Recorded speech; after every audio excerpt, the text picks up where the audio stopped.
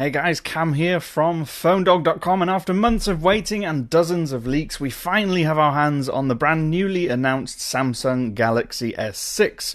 For those who liked complaining about the Samsung trend of using too much plastic, you'll be glad to know it's entirely gone. Instead, we have a Samsung made entirely of Corning Gorilla Glass 4 and metal, and it feels reassuringly sturdy in hand.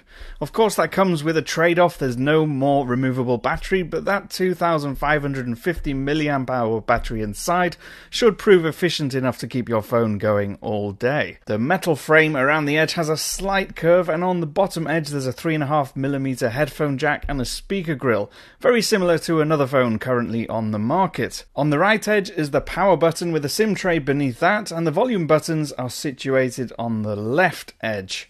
The front is dominated by a 5.1-inch Super AMOLED display boasting a resolution of 1440 by 2560 and a pixel density of 577 ppi, almost double that magic 300 pixels per inch number people cared about so much a few years ago. Along with those, we have the familiar home key and capacitive back and multitasking buttons on the front. On the top is an impressive sounding 5-megapixel f-stop 1.9 front-facing camera and an IR blaster to use the device as a remote control on the top edge.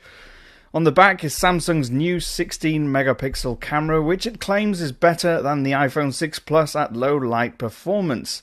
It comes with the capability of shooting 4K video and has real-time HDR to help even out light levels, and OIS to help keep those images blur-free. Powering the device is not a Snapdragon chip. Instead, Samsung has opted for its own Exynos 7420 processor, and that's made up of two quad-core chips. One is a 1.5 GHz and the other is 2.1 GHz.